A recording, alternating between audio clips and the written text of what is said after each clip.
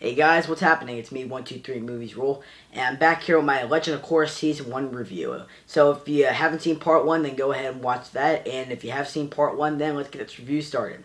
Now, as I said in my last video, this whole episode will be paying mostly attention to the season finale of Legend of Korra than it will be the actual, more of a series review. So, that said, let's get this review, started. The thing about the Legend of Korra season finale is that it's a very big mixed bag among many of the fans. I think the biggest problem with it going with it is the villain Amon. The villain Amon is the main antagonist in the season 1. I'm not sure if the rest of the series, but he is in season 1. And the thing about him is his whole, motivation is that he hates benders. He goes under this, alias that, his family was killed by a firebender and his face was scarred. And the thing about it is that, he hates benders. He even has the ability to take people's bending away, which is awesome, by a technique, I believe, called energy bending. He basically takes people's bending away, and that's his whole, motivation. He runs this, little organization called the Equalists that wants to make everyone equal, because they think that the benders are, like the higher society, and that the non-benders are lower society. So he wants everyone to be equal by taking people's bending away. Yeah, it's pretty equal, let me tell you. And we finally get to, learn who Amon is in the season finale, and you're probably thinking, oh god, who is it? This is going to be huge, who is it? Well, apparently it turns out that it's some guy that we've never met or never heard of. Riveting, I know.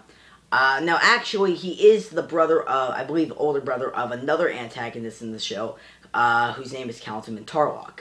Now, like I said, they're brothers. And not only that, but it turns out that Amon is actually the thing that he indeed hates most, which is benders, which completely goes against and negates everything that, all his motivation, everything that he did. He's a waterbender, also slash bloodbender, and he doesn't even have the ability to take people's bending away. He just basically uses bloodbending to, clog, their energy pool, and to make them, think that they can't bend.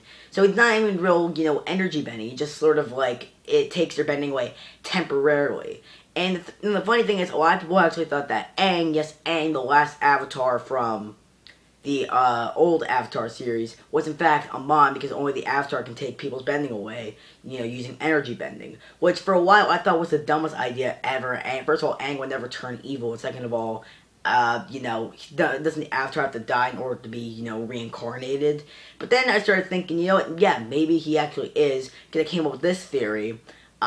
Maybe back, when Aang was alive, he took someone to the spirit world, and you remember that face stealer guy from the original series, that season 1 finale, who said, I'll be back, Avatar, or we'll meet again after, something along those lines. Well, maybe this was what he was speaking of, and the person that Aang took with him to the spirit world, his or her face got, stolen by the face stealer guy.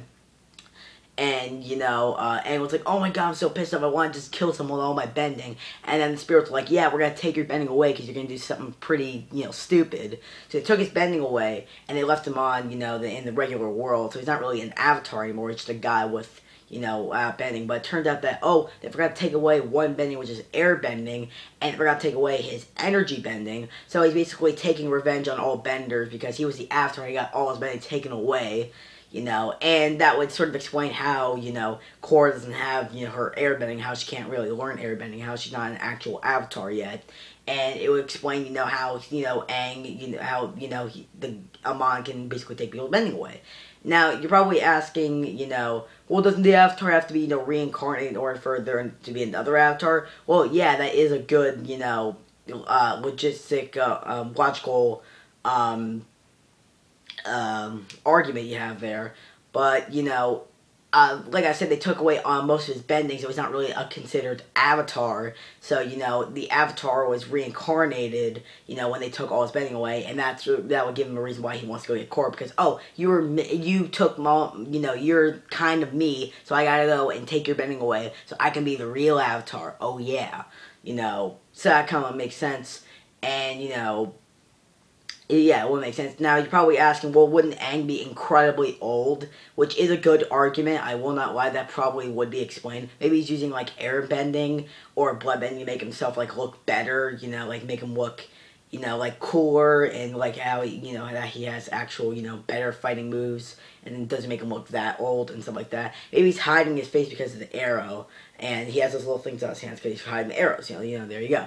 But no, let's just make him a character that, don't do that. Don't do something cool like that, and that's something that's, would make you look so cool. Just, like, make up something, write it completely shitty, and get, just, like, make one, one other antagonist the brother of the main antagonist. That's so, great. And, and make him a bender, too. Like, yeah, that's so amazingly great. Yeah, awesome. It was cool, and it was a cool twist to find that out.